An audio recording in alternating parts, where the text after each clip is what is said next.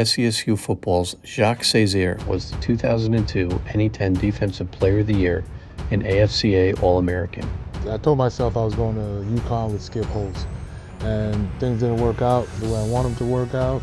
But luckily for me, Mike Dodge, our defensive coordinator, was up at our school that weekend, and he was recruiting, and called me to his office. He said, "Hey, I know you're getting recruited by all these other schools, but I think, if things don't work out, give them a chance. I think you might like it." I said, "All right, cool." And just kind of looking for a home and looking for a fresh start. Called Mike Dodge, said, "We'd love to have you." Went down for a visited the school. Thought it was a nice campus. The people were nice. The team was cool. And I was like, okay, I think I can do something here. So I signed and started working out and getting ready for my freshman year. Cesaire graduated from Southern Connecticut with a career record in sacks, while his single-season mark of 12 in 2001 ranked third all-time. It's Rich Kavanaugh, my head football coach.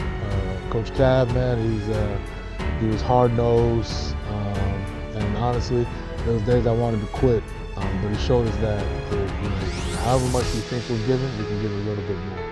And it's on that other side of discomfort that you're gonna find the prize. And it just kind of stuck with me my whole entire career. Coach Cav always had this big picture of Joe Andruzzi, another guy that played in the NFL for a long time, up on his wall.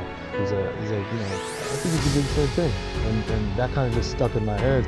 Following his playing career at Southern Connecticut, Cesaire enjoyed a 9-year career with the National Football League San Diego Chargers, starting in 66 of 109 games. Cesaire's best years came between 2006 and 2008, when he totaled 8.5 sacks while playing a key role in the Chargers' defense. In total, he started 66 games, recorded 220 tackles, and tallied 12.5 sacks for his NFL career. All in 1 week, I was named the Conference Defense Player of the Defensive Lineman of the Year. I was named to Division II All-American, and then I got a letter inviting me to the Division II All-Star game, the Cactus Bowl down in Texas. So all this happened within 1 week, and all of a sudden I found myself, an NFL prospect. Obviously making the team was awesome, and then you keep making the team, and all of a sudden you become a guy on the team. And for me, I would say it was a high point and a low point, playing in the AFC Championship game versus New England Patriots, right, my hometown team. And just playing in that game knowing that you're so close to the Super Bowl.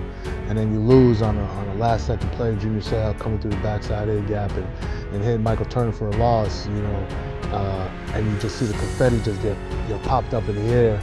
And you went from like an ultimate high to like the biggest low. And I've been chasing that high ever since, man. I'm gonna keep coaching and keep working because I want that confetti to drop and actually mean that I'm going to the Super Bowl.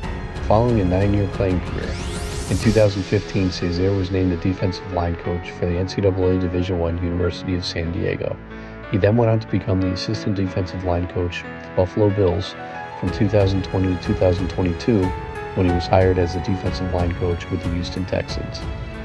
As of 2025, Cesaire is a defensive line coach for the Cleveland Browns. Yeah, so I got done playing football in 2013. That's when I retired from the San Diego Chargers.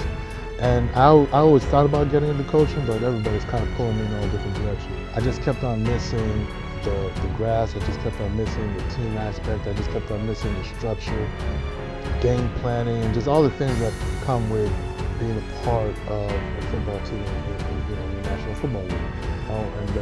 I could never see myself just not doing anything that didn't impact other people's lives. So I started coaching high school ball at Her Country Day. We won a CIF championship that year, and then from there I went to the University of San Diego. Another huge influence in my life, Dale Lindsay, my head coach there. And every year that I was coaching, I did an internship in the NFL. And probably the biggest coaching influence that I had was by the name of a man. His name is Eric Washington. And he just showed me a new approach of how to coach guys and how to teach guys and how to motivate and stimulate and get the most out of a player. It's the game of life. It's the best game in the world. You can choose to partake, or you can choose to sit on the sidelines and wait. I'd rather play the game. And part of playing the game is believing in you. Okay, working on yourself every single day, your attributes, what you do well, your weaknesses, try and get those things up, and just try to be the best version of yourself. As long as I'm willing to bet on myself, and that means work as hard as I can, do anything I can to get exactly what I want, then I'll be successful. I wouldn't take anything back. I'm the type of player that I am because of what I went through at that school.